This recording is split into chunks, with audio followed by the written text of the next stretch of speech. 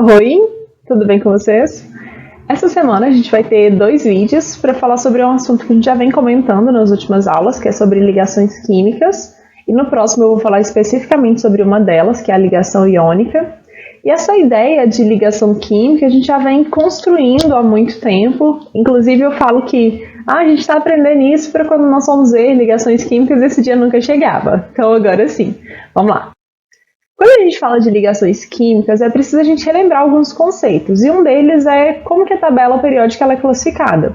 Então essa imagem aqui do livro novo, mas se você tiver com o livro antigo é bem parecido, né, porque a tabela periódica é um padrão. Então, as classificações básicas da tabela periódica pode ser com base no tipo de elemento que está presente. Isso a gente classifica com essas cores aí no fundo da tabela. Então, por exemplo, as cores verdes sempre vão representar os metais, aqui nesse caso, e os metais eles sempre ficam aqui no canto esquerdo da tabela, porque na maioria das vezes a gente ignora esse meio aqui, que são os elementos de transição. Então, falou em metais, sempre pensa aqui do lado, ao contrário, do lado esquerdo da tabela. Os ametais, eles são sempre pensando aqui do lado direito da tabela periódica, então principalmente essas últimas famílias, né, 15, 16, 17... A gente tem também os gases nobres, só família 18, com exceção desse último aqui.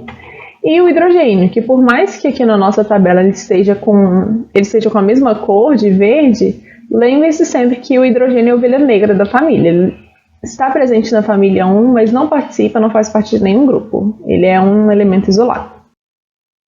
Então, quando a gente fala de ligações químicas, que é essa ideia que a gente já vem comentando sobre isso há muito tempo, basicamente a gente está falando de todo elemento buscar essa estabilidade, ou seja, se parecer com gás nobre.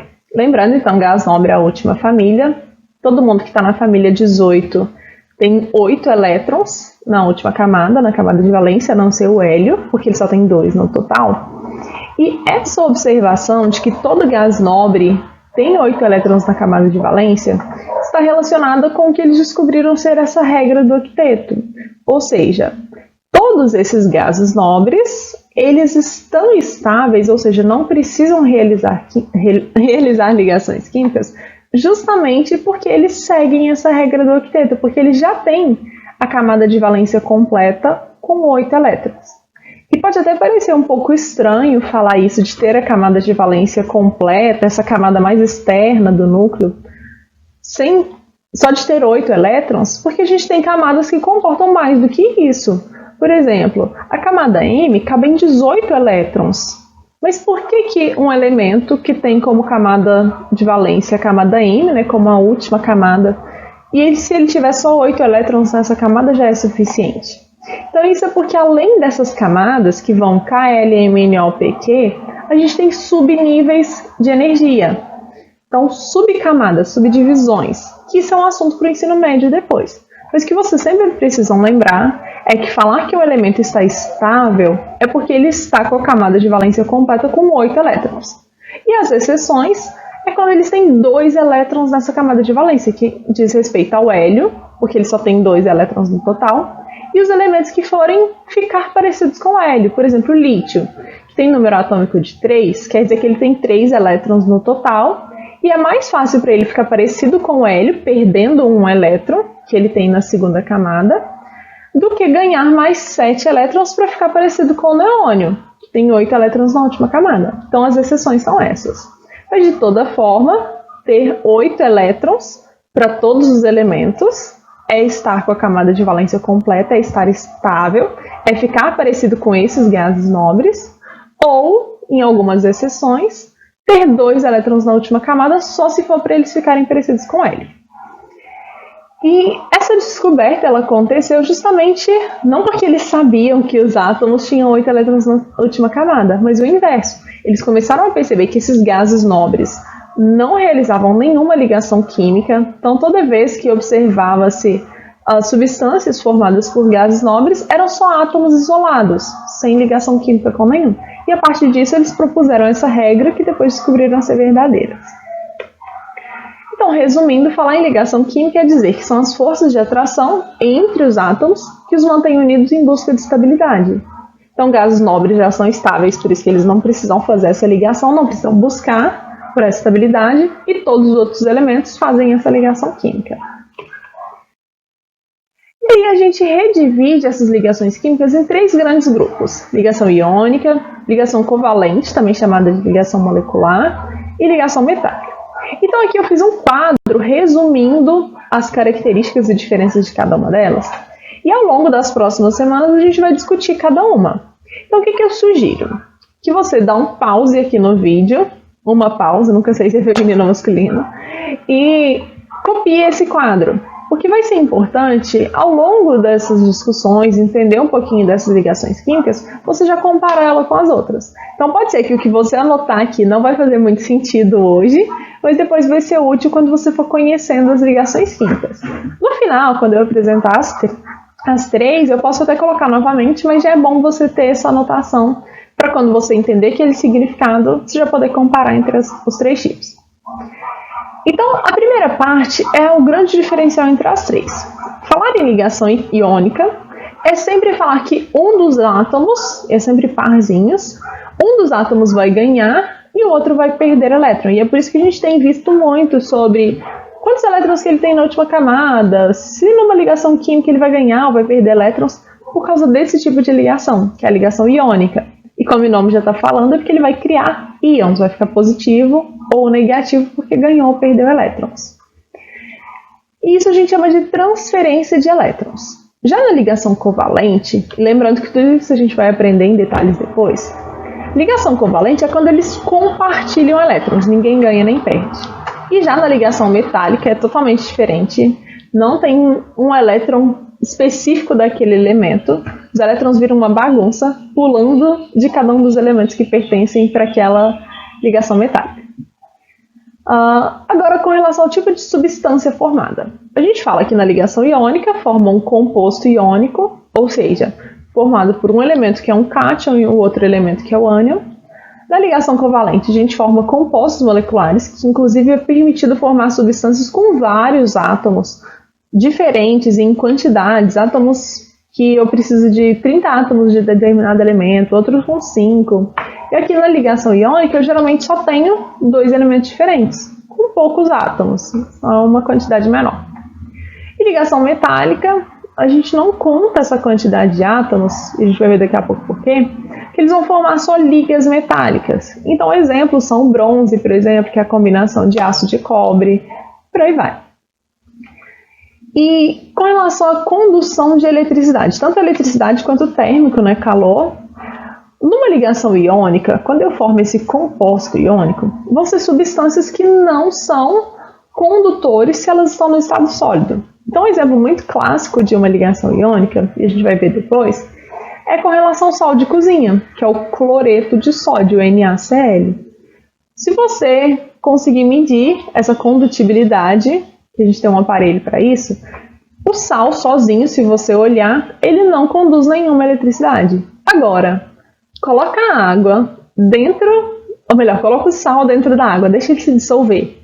Isso já seria condutível, isso já iria conduzir eletricidade toda vez que essa substância formada por ligação iônica estiver no estado líquido, estiver dissolvida principalmente em água. Já nas ligações covalentes ou moleculares, nenhuma conduz eletricidade, não importa o tipo de estado físico. E na ligação metálica, é o que a gente já pensa bastante quando a gente fala de condução de eletricidade, é em metais.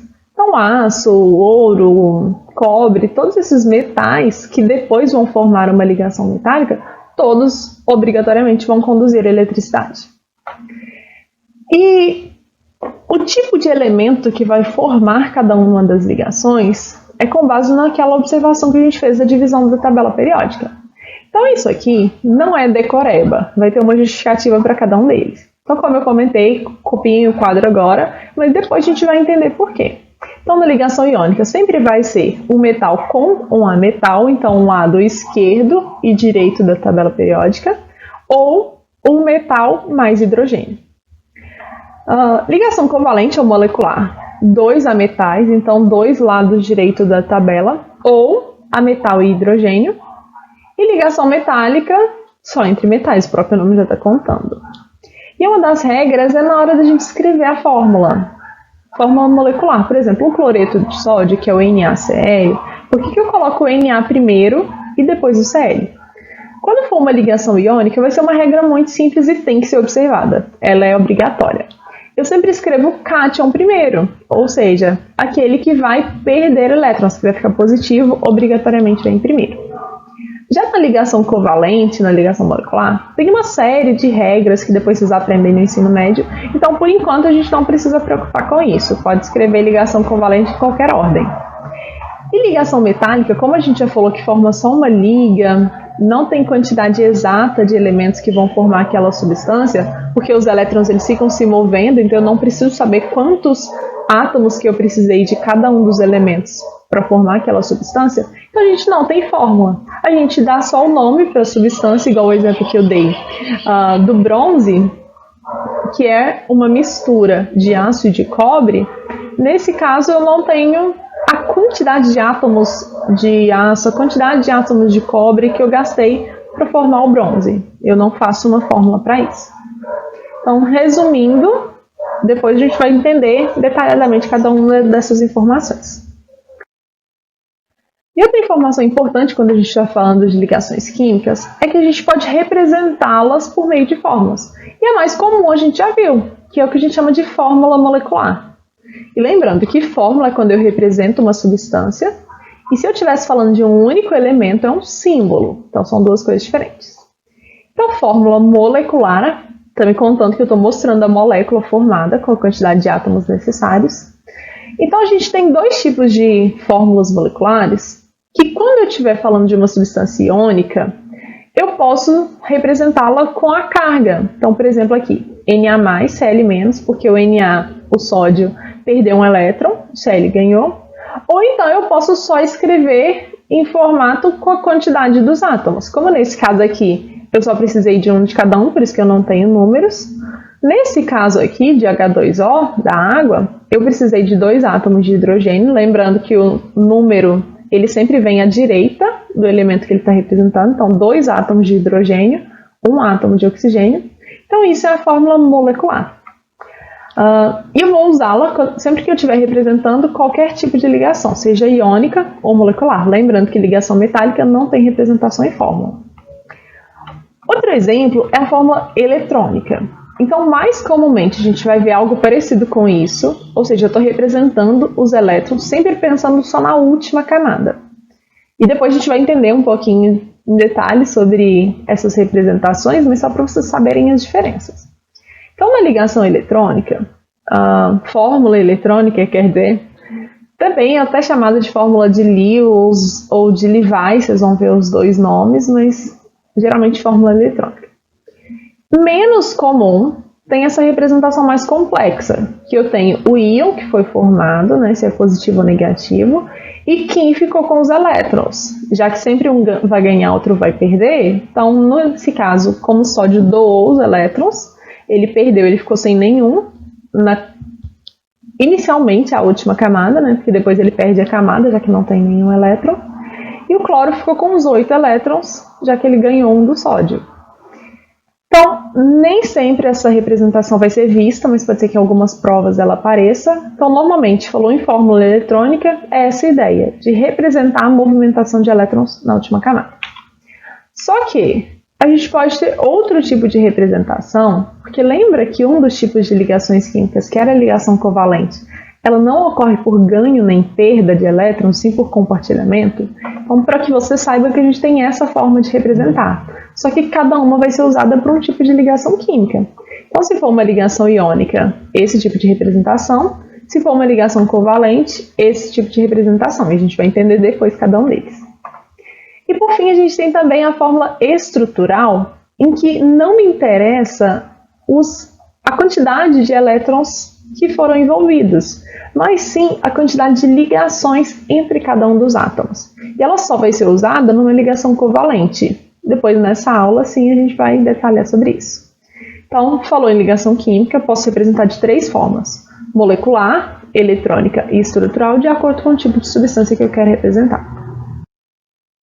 Então, essa ideia desse primeiro vídeo é só dar um geral sobre ligações químicas, como eu comentei, Façam as anotações, principalmente do quadro, porque ao longo das explicações de cada um dos tipos vai ficar mais claro. Então, um abraço, até o próximo vídeo.